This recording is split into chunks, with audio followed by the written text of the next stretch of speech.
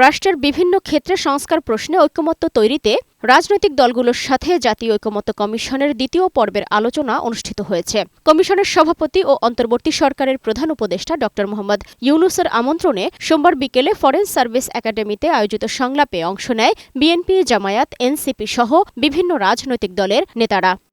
বৈঠকের শুরুতে রাজনৈতিক দলগুলোর প্রতি সূচনা বক্তব্য রাখেন প্রধান উপদেষ্টা। বলেন, সংস্কার কমিশনের দেয়া সর্বোচ্চ সংখ্যক প্রস্তাবে ঐকমত্য করেই জুলাই সনদ তৈরি করতে চান তারা। যেটুকু তফাৎ ছিল, দূরত্ব ছিল, সেই দূরত্বকে গুছিয়ে এনে যাতে আমাদের জুলাই সনদে বর্তমানে যতগুলো ঐকমত্যের বিষয় আছে তার মধ্যে যে আরো কিছু যোগ করতে পারে, দেখতে সুন্দর লাগবে, জাতীয় একটা সনদ হলো, অনেকগুলো বিষয়ে আমরা একমত হইতে পেরেছি। জাতি হিসেবে আমরা গর্বিত জাতি হিসেবে দাঁড়াতে পারে যে আমরা তো এরকম বিভক্তিকরণের প্রক্রিয়ার মধ্যে রাজনীতি সৃষ্টি করিনি। আমরা সৃষ্টি করছি ঐক্যবদ্ধ হওয়ার জন্য, দেশের উন্নতির জন্য, দেশের মঙ্গলের জন্য। ঘণ্টা খানেক চলে বৈঠক। এরপর একে একে বেরিয়ে প্রতিক্রিয়া জানান রাজনৈতিক দলের নেতারা।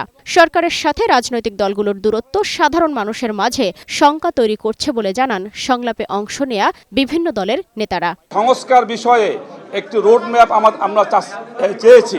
জাতি বিচারের কার্যক্রম দৃশ্যমান দেখতে শুরু করেছে, এটাকে আমরা আরো ত্বরান্বিত করতে চাই। আমরা বলেছি যুদ্ধের মাঝখানে আমরা কমান্ডার পরিবর্তন করতে চাই না, আপনার উপরে আমরা আস্থা রাখতে চাই।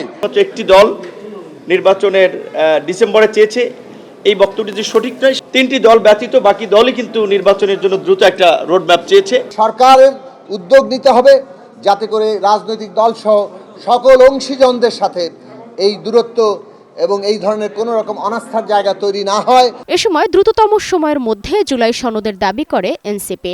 দলটির আহ্বায়ক নাহিদ ইসলাম বলেন, সুষ্ঠু নির্বাচনের স্বার্থে নির্বাচন কমিশনের সংস্কার প্রয়োজন। জুলাই সনদ ঘোষণার আগে যদি নির্বাচনের তারিখ ঘোষিত হয় তাহলে সংস্কার প্রক্রিয়া ব্যাহত হতে পারে। তাই আমরা আহ্বান জানিয়েছি যে 16 বছর আমরা অপেক্ষা করেছি, 10 মাস অপেক্ষা করেছি, আমরা আরো 2 মাস অপেক্ষা করতে চাই।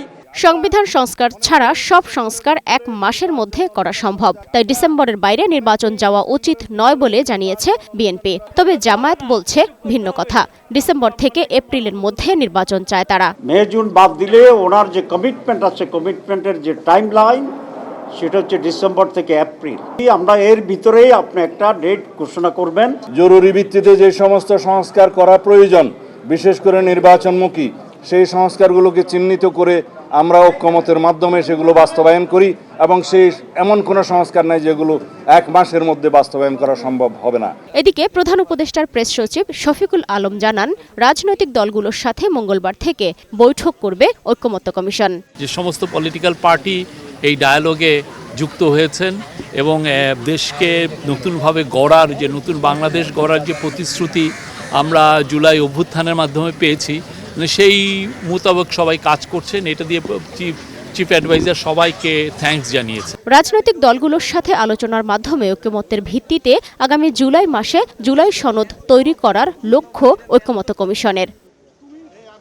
সালমা জাহান মুক্তা, বৈশাখী সংবাদ, ঢাকা।